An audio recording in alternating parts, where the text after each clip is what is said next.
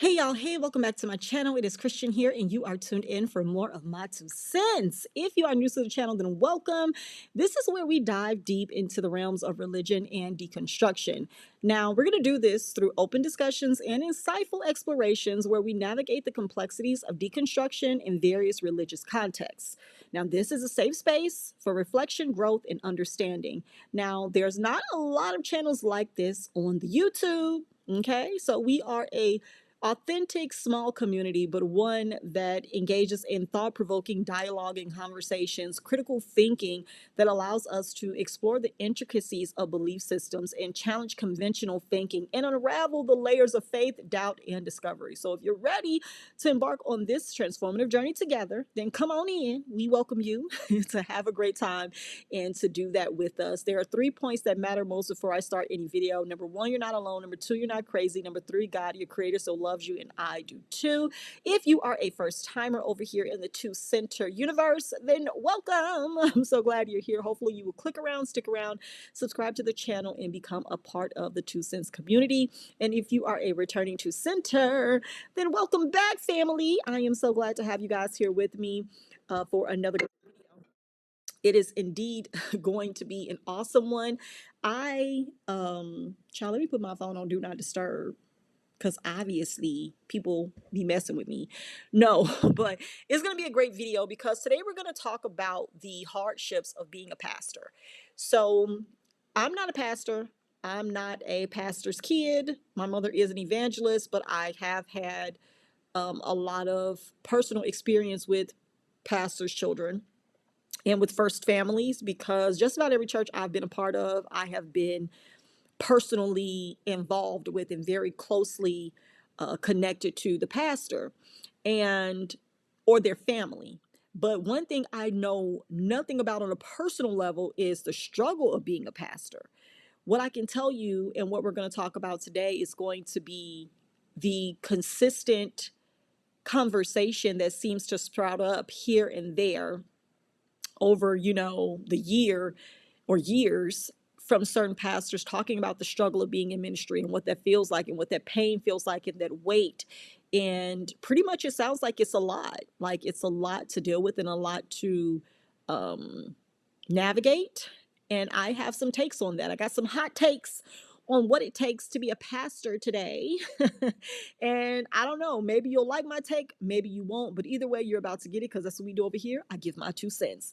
Now, the two posts that have led us here today are going to be from Facebook, which I have screenshot, and I'm going to get right into it. All right, just in case you don't like your pastor, they don't quit because they have a lack of faith in God.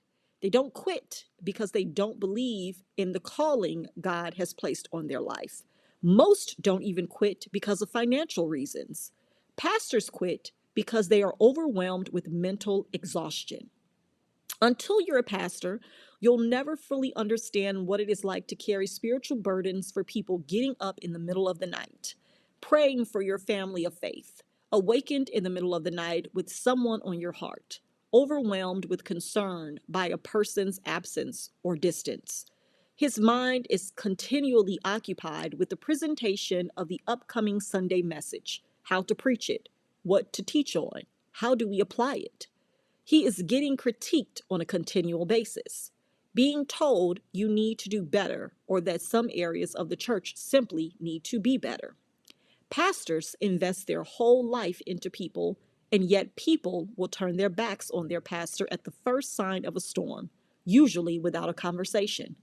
Pastors stand in the middle of disputes. Pastors stand in the middle of gossip. Pastors counsel marital conflicts or broken marriages.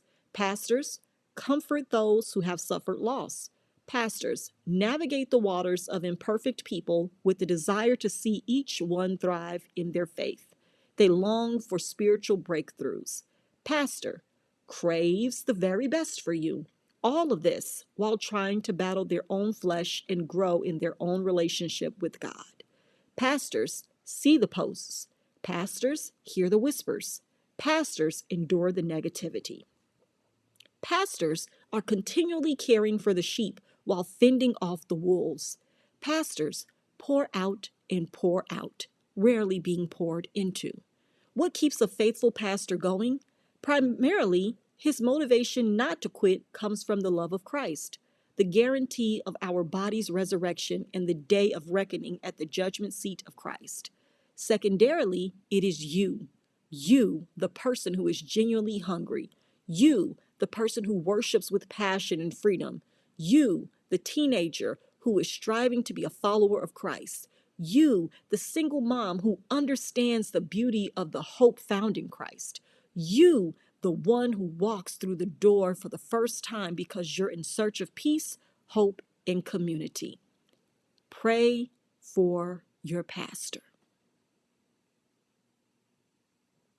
I'm here. My mic is still on. My mic is still on. Yes, it is. Pray for his wife.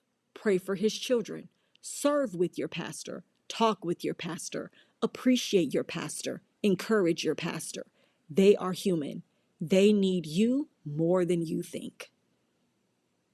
That was really, wow. That was a really in-depth post, you guys. That was a really in-depth post. Jabal Johnson, the author of this, it was shared by someone that I know who's actually a pastor's wife. And I have to tell you that I believe every single thing that was written here to be true. I believe every single thing written here to be true. I would be lying if I said that pastors did not do all of these things. They do. And I think the most important part of what was said here, let me find it, where he says, your pastor is human. They are human, right here at the end. They are human. I have been driving this point home for a very long time here in my videos and just in independent conversations that I have with family, friends, ex-church members, and all of that. Everyone in these experiences are humans. The only ones who have been elevated to another level are the pastors, are the leaders. They've been given these immortal positions or titles of hierarchy that often make none of what was just explained human. Like the humanity has been removed. So nobody sees a pastor and thinks of the stress or the pressure or the pain or the fear or the imposter syndrome or the feeling of failure. Nobody thinks about that when they look at most pastors, because most pastors present perfection. They present being holier than thou. They present having all of the answers and the solutions. And I personally feel as if though it's too much of a weight or a burden to carry. But nobody is out here saying that, because everyone wants to glorify and glamorize their position as a pastor, but suppress their humanity as a human, as a man, as a woman, as a person. So you play into being in this powerful position and having this anointing and this calling on your life. But when you have to go home and just be you and deal with whatever it is you're dealing with, the people, your family, your insecurities, your pain, your health, whatever the case may be, you don't show that side. And it's funny to me because we have influencers, right? Like influencers exist nowadays, and they show this curated, perfected reality in order to push or promote certain things, brands and products, experiences, places, clothes. Pastors do the same thing. They are some of the first influencers. You got parents who are the first influencers in their children's in their children's lives and in other people's lives and experiences. And then you have teachers who are influencers in our lives. And then you have pastors, if you are of any religious belief, no matter what it may be, it doesn't just have to be Christianity. You are being influenced by these key elements that start to build upon who you are. And they don't show the imperfections. You don't know what kind of person your teacher is when he or she goes home. You don't care. They're just, they show up happy, ready, structured, locked in, focused, dedicated, and committed to making sure you get what you need out of that day. Your parents, same thing. Some parents hide very well the struggles and the fear or the failure that they go through, making something out of nothing. That's something you don't know about. And you're able to slide and glide through life. And some people, some children don't get that side of the childhood experience where their parents do make them aware of everything. Every struggle is felt, every hardship is known. But for the most part, most children are oblivious to what their parents go through to provide a life for them. Pastors, same way. You skate through your gift, your calling, your anointing, or your ministry as if though it's perfected. But to be honest, there's a lot of neglect going on, a lot of neglect internally and externally. There's a lot of boundaries that are not in place and that are not set. There are a lot of mindsets that are warped. There are a lot of prideful people who exalt themselves over others because of what they read from scripture versus how they actually engage with people when it's not Bible related. There's some people who might be pastors, and if you see them and they're not in their position, they don't really know how to engage with people because that's all they're known for doing. That's when they're on. That's when they're, being that in character. That's their identity. It's not my fault that someone who has a pastoral role doesn't know how to separate the two and still be human. This is a work, and you know, I don't want to call it victim blaming, but this is a work that I have to say it takes effort, it takes intention from a pastor to have balance. Because as a business owner, I have to have balance. I have to know how to be a wife and a mother and a CEO and still be an independent person at the same time, because all of those roles require someone different. No, not someone. It requires a different version of Christian. I'm not the same CEO that I am as a wife. I'm not the same wife that I am as a mother. That's not, all of those things require different parts of my personality and my character. But overall, I am still able to be fulfilled by operating in all of those titles, in all of those positions for all of those people. My employees get a different Christian than my husband gets. My children get a different Christian than my employees get. Right? My friends get a different version than my husband gets. It's knowing who you are at the core in the foundation, but being able to operate with boundaries and within the intentions of making sure you are fulfilled in all that you get to do. So I prioritize and I'm very conscious to not allow what my friends expect of me to overshadow who I need to be when I get to work. And not to let what my employees expect of me overshadow what my children want from me when I get home. And not to allow what my children expect of me to overshadow how I engage with my husband, because there's pressure and there's pain and there's fear or whatever coming from that. When you sign up to be all things to all men, this is where you don't have the tools that you need to continue to grow from within. When you have set yourself up to become pretty much in bondage to your calling, you only seek to bring more people with you on that journey of misery. And that's when you get the pastors who have favorites and they don't know how to hold people accountable. They don't deal with conflict well. They don't like confrontation and attacking issues as they come. They don't have structure and the ability to put processes and systems into place to make sure that everyone have rules or foundational principles and values that are operated by in the ministry. When you are dealing with so many different people, so many different spirits, so many different emotions, so many different needs and backgrounds, I'm telling you, a teacher has to do it every day. Every child does not come from the same household. What little Timmy went through may not be what Sarah just experienced. And what little Johnny had happen may not be what little Malcolm had go down. And what Malcolm had happen may not be nothing that Rebecca ever seen before. But as one solid person, when you know who you are and at the core what you're called to do, you will be given what you need to handle everything around you. Perfection? No. Purpose, absolutely.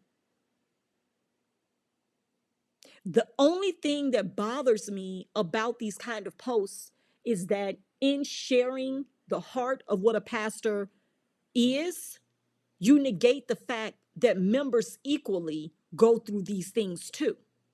So it's kind of like well, this happened to me too. And this is what I've been through, and this is what pastors did to me, and this is why da da da. It's always going to be a back and forth of everybody's experience. So you never want to negate one while uplifting or magnifying the other. You never want to seem as if though you're brushing one off and sweeping one under the rug while elevating and magnifying the other. The perfect best balance is being guided where you are meant to lead. Being guided, do you get that? Where you're meant to lead. I'm not out here trying to do something that I'm not called or meant to do. I'm not out here trying to do something that I'm not equipped to do. So it's not difficult for me to be guided in this direction because I know once I get there, I need to actually be equipped to lead when I get there. The team members that I have now, as things grow and scale and take off for me, I'm going to have to increase that team. I'm going to have to increase the processes and the systems and the execution. But making sure the foundation is set and stable before that comes, that's a totally different thing. As that happens, I'm guided into that path, but I'm also prepared to lead once I get there, which means that I'm guided there by something else that is greater than me. What's happening is that prematurely people are going places that they have not been guided into. And when they get there, it's overwhelming because they don't have what they need in order to be sustained there, in order to thrive there, in order to help other people navigate what it's like to be there. You understand? Yes? Okay. So if you haven't done the work as a person, if you haven't done the work as a leader, as an individual, as a human, if you're not focused on serving in your first capacity, which is individually to yourself with great intention, then to your family with great intention, then next to ministry, if that is your calling, with great intention. When things are out of whack and you're not in purpose and you're operating and you're constantly pivoting out of pressure, you're constantly feeling overwhelmed, which all of these things can make you feel when you are dealing with so many different people's emotions and attitudes and backgrounds and expectations. That can be a lot. But I'm telling you, where you are guided, that is where you are meant to lead. Come here. Come over here. This is going to be great for you. This is going to be a great setup for you. Even on your job, even on a job, they'll promote you as they see the growth within you. Like, okay, this will be a great position for her. This will be a great position for him. He's been exhibiting this skill and showing promise in this area.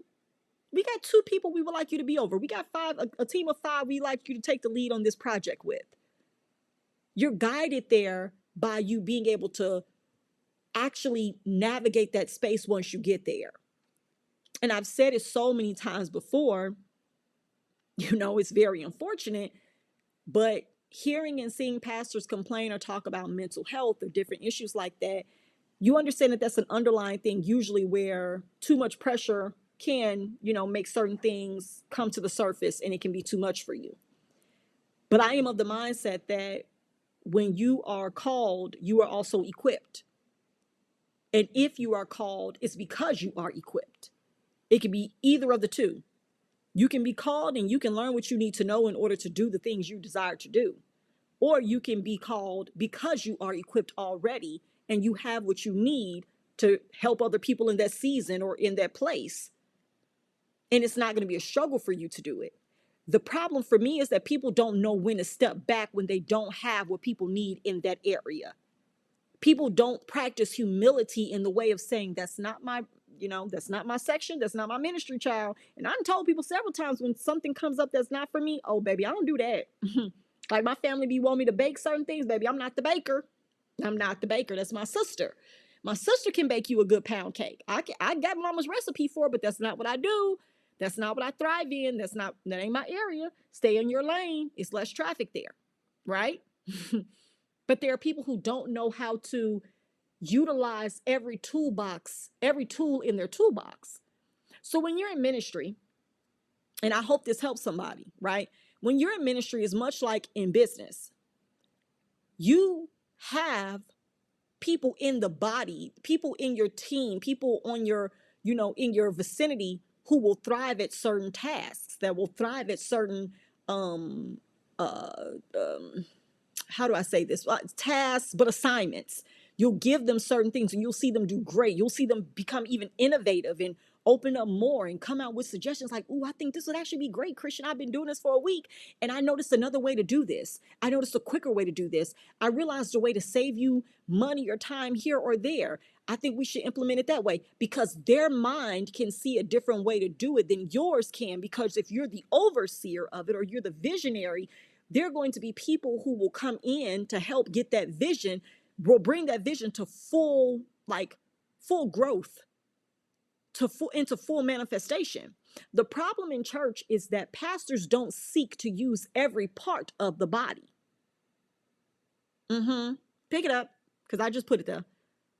Pastors are not seeking to use every member of the body. It is more suppressing going on than suggesting going on. Right? There's more bondage happening than abundance happening. Even people who have certain job titles and power or position or access and resources, they're pretty much like, "No, sit down, we don't need that." Or people will know what that person in the ministry can do or what their background is and their ability to do it to help grow and expand and build, but they won't use them because it keeps you from being able to take all the shine and the glory. So when the pressure is heavy on your back, when the burden is really like really weighing you down, you have to ask yourself, what am I not doing to relieve the pressure? What all am I trying to manage and carry? If you know that you have mental health care professionals in your ministry, in your church, or you even have resources and access to some that you trust and believe, or you use yourself, ask them if they can come in some Sundays or some Friday evenings or Saturday evenings, and you offer therapy to some of your members. If you know members who are going through something, you create an auxiliary or an organization or part of the ministry that offers these resources for free. There are corporations that do that. You don't have to be the counselor. You don't have to be the one's phone ringing in the middle of the night. If you utilize the members of the body who have the resources and the means to do what you can't. You weren't called to be all things to all men, but that's what you chose to do, or that's the burden that you feel you have to carry. And in doing so, you're going to get the hardship, you're going to get the difficulty. It's going to feel like a pull all the time on you, and that's not fair to you. But guess what? You're trying to lead somewhere that you were not guided. You're trying to do some things that are far out of your reach, out of the realm of what you know or what you understand and what you can actually execute on. And you know who ends up suffering the most? People who truly need help, but you don't have the resources to do so. And they sit there and they bleed out. They sit there and they dry up. They sit there and they wither away. Because you were too selfish or you were too oblivious to actually say, I can't do this. This ain't for me. Maybe I should call somebody else in. Maybe I should step back from this. Maybe I should look into something else.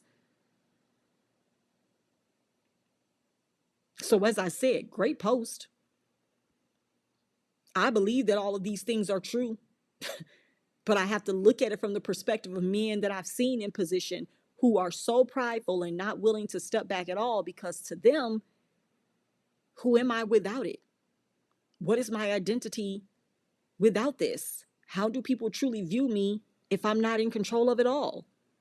What else do I have? What other claim to fame will people know my name for? It's a sad place to be in, but it's one that you all continue to choose. And I hate that for you. This next post that I'm going to respond to is a post that was reshared, and it says, "The Struggle of Ministry" by Bishop T.D. Jakes. "You will be forced to take the money from your family's livelihood to invest it in the church. You will risk accepting payments even without knowing where you will get the money from.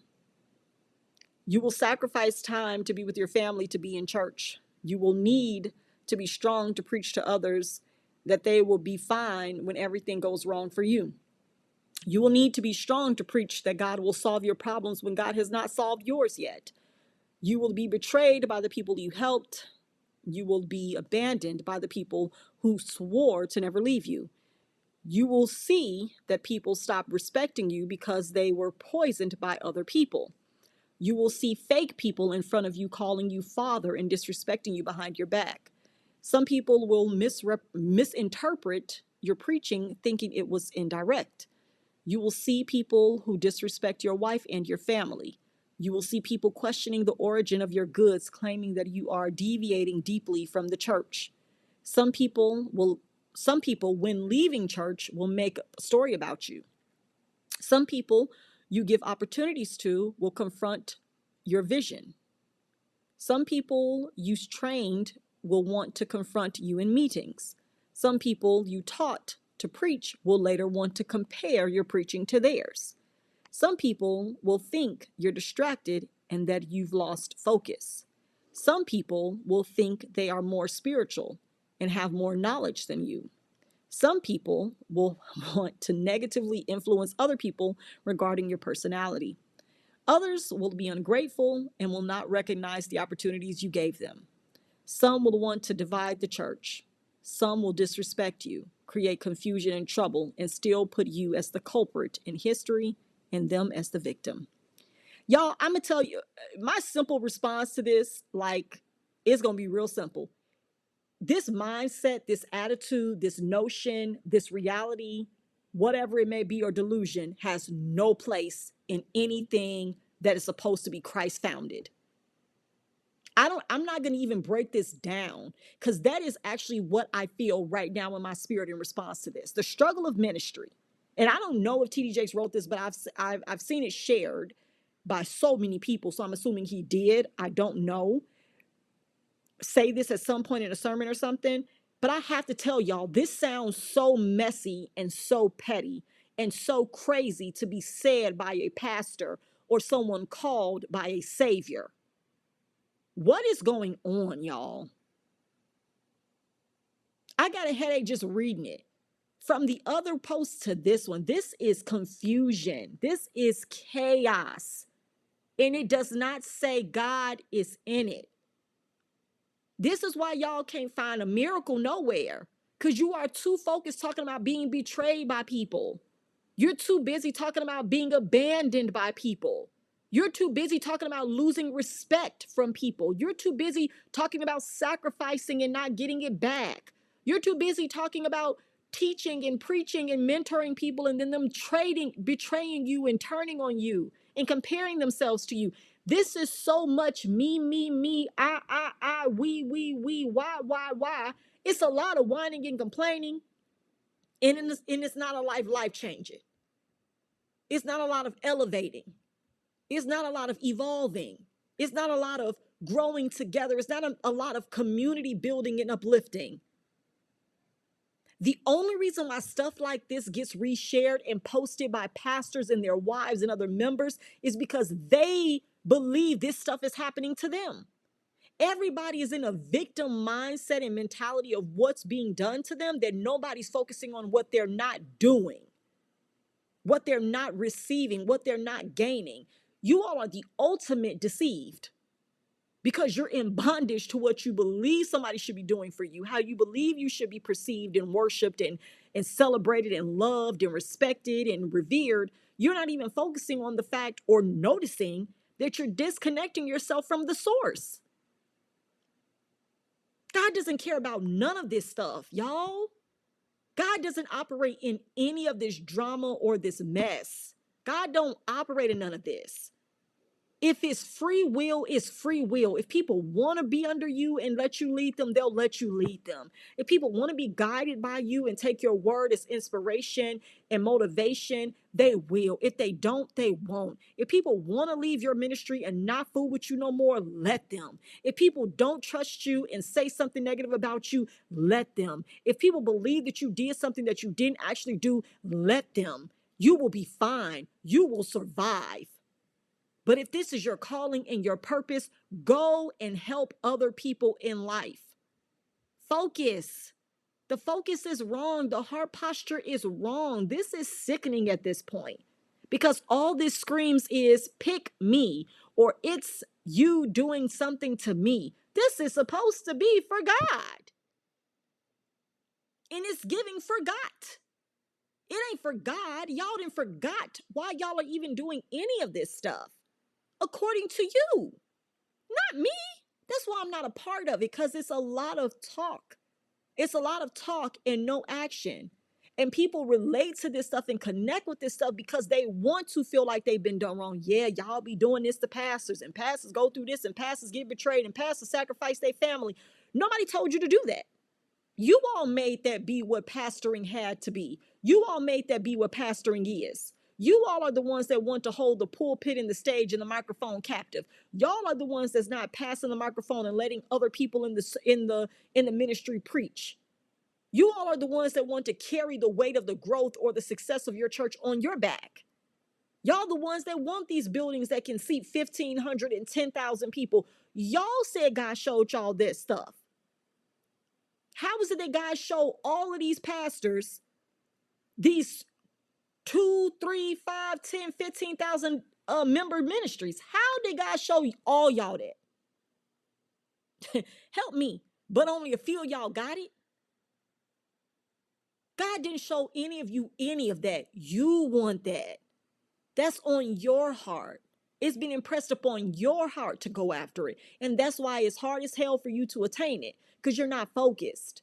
You're focused more on preaching on who's not with you and who betrayed you, and telling Judas stories and using analogies and all kinds of stories to hype people up emotionally. But you're not strengthening people for real life journeys to really go out there and get what they desire in life, to really go be great and to enjoy the fruitfulness of all this experience of life has to offer. Yes, there is some trash out here. Yeah, there are bad experiences. Yes, there are rotten apples everywhere in all things. But that's when you ask for and you seek clarity and guidance, so that that's not your portion, so that you don't come in contact with those people who want to abuse you and misuse you and take advantage of you and lie on you and harm you. You don't want that. I'm not constantly recovering from people who have misused me. That is not my story. I'm not walking around here saying I'm sick of people using me. I'm tired of people getting close to me just to get this out of me. No, I think nothing like that at all. Quite the opposite. There are people overrunning me to bless me, to share information and resources and knowledge with me. There is a huge wait list to collaborate and partner with me. There are people literally trying to get to me. Okay? That's how I think about my life and my experience and what is going on in my world. I don't sit up and dwell on stuff like this. Yeah, this person probably seeing my post and thinking this. Yeah, they thought because they ain't buy from me, I wasn't going to make it. Yeah, they see it still happening without them. Nobody sits up who really understand what it is to walk in purpose and destiny thinking that way. You're so consumed with the good. You're so consumed with the next and the best and the more, or the what, or the current, that you don't have time to focus on the past or the bad, the less than fortunate that may be going on in somebody else's life that they want to project onto you. Reading stuff like this is indeed what makes it difficult to be in ministry, because you believe that's what it's going to be, because you're saying it and you want people to gather around you and confirm it. Yeah, you're right. Yeah, people will abandon you. Yeah, people will see you and question the origin of where you got your stuff from. Yeah, people will misinterpret your message and think you shooting at them. Why? You will see fake people in front of you calling you father and disrespecting you behind your back. You're literally, this is a curse. This is a curse. I'm going to hit y'all with something y'all weren't even expecting, because it just came to me. Read this for what it is, y'all. You will be forced. These are affirmations. Oh my God. Oh my God. Oh, Jesus. Y'all, these are affirmations. You will be forced to take money from your family's livelihood to invest in your church. That is a curse. That's somebody speaking this over you. You will sacrifice time. You will need to be strong to preach to others. You will need to be strong to preach that God will solve your problems, but yours haven't been solved yet. These are curses being released on you, and you're taking them in your mind and saying, "Yep, that's right. That's true. That's exactly what be happening too." That's literally what's happening on this screen. Y'all read these sentences. Some people you trained will want to confront you in meetings. These are, oh my goodness, I am too through. I am too through. And what you're experiencing right now is revelation. This is something I haven't even thought about prior to this video. Like, dang, this is kind of like curse. Like, you're literally releasing these words upon people. And as somebody's watching this, this is like if you were getting a prophecy. Some people will think you're distracted and and that you've lost focus. Some people you taught to preach will later want to compare your preaching to this. You're literally speaking these things into existence that they're going to be. You think you're reading these as statements of what has happened that you can connect with, but what you're doing is speaking it as if it is already done and it is to come in your path, in your future, in your situation. What is wrong? Y'all, what is wrong that people are missing this stuff? This is not deep. This is dumb. This is not deep, y'all. This is dumb to continue to set yourself up in alignment with things that literally go against what you say you don't want, what you say you want deliverance from. How can you want deliverance from the evil man, the wicked man, the vile man, those that are quick to shed innocent blood, but you are reading stuff like this from pastors or influential celebrity figures just so you can feel like you can connect with and relate to them, but you're literally releasing curses on yourself from their mouths. You ain't never gonna get on the TD Jakes level, but you got TD Jakes writing stuff or saying things like this about the struggle of ministry. For damn sure you're gonna struggle in ministry. You're literally confessing what struggle will be in your ministry. Y'all are, I am too through. I am too through because this video took a turn I didn't expect it to. These are literally affirmations of struggle. And people who are not even in ministry probably have read this and felt as if though this stuff is happening or will happen to them because you're reading it. And as you're reading it, the emotion you're reading it with is one that makes you accept it. It's one that makes you relate to it. And you're like, yeah, that's true. Yep, I didn't felt like that before. Yep, that's exactly what people be doing to me. Yep, it was that one time that such and such happened. And little do you know, your emotions are building momentum. Your emotions are setting in alignment with these words that are being spoken. And next thing you know, you're going to start getting evidence and proof of these very things that you've read and you've said, that you've shared and you've reposted, that you've focused on and you've committed yourself to actually seeing in your reality. Don't be shocked when people do the stuff that you just read they were going to do. You will see people disrespect your wife and your family. You will see people questioning the origin of your goods, claiming that you are deviating deeply from the church. These are words that are not going to fall flat because you're believing them. You're accepting them. You're expecting them.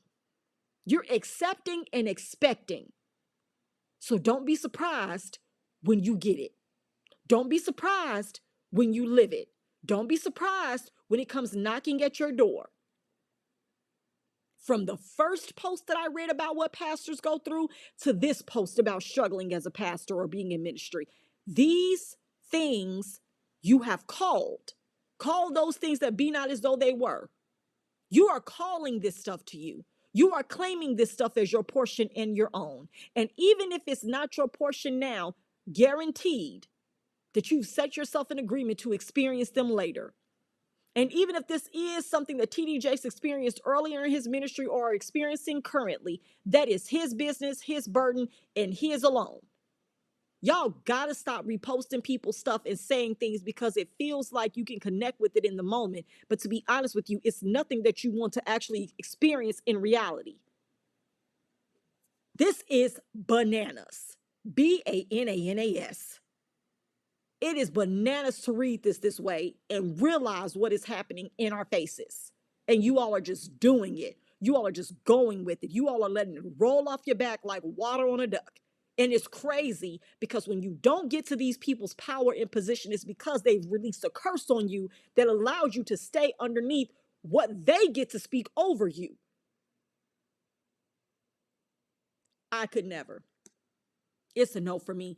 Y'all, I'm gonna close this video out because I went well over my 15 minutes. But hey, it was 2 posts that I had to give my response to. And even in that, we were enlightened in the end. And I truly hope that you felt it, you believed it, it resonated with you, and you act accordingly. Protect yourself, keep your peace. And even if you are a pastor or you know one, I implore you to encourage them to outsource, get help, lean on their body, their members, however they can, and stop trying to carry the burden all by themselves. You do not have to be Thanos up in here. You do not have to be the strongest of them all. Nobody asks you to do that. As we know, y'all don't perform no miracles, so we know you don't have the peace that passes all understanding. Because if y'all could perform miracles, y'all would also be so free that bondage wouldn't even be a choice for you. But you're clearly miserable in the position and the power that you claim God gave you. And that is sad. It's time to realign. It's time to be reminded of who you are and what you're truly equipped to do. And it's not lead. So, let's go ahead and get into the conversation in the comments. Hopefully you've enjoyed the video. Let me know. Subscribe to the channel. Like it. I would love to add you to my 2 cents crew. Until next time, I will catch you in the next video. Bye.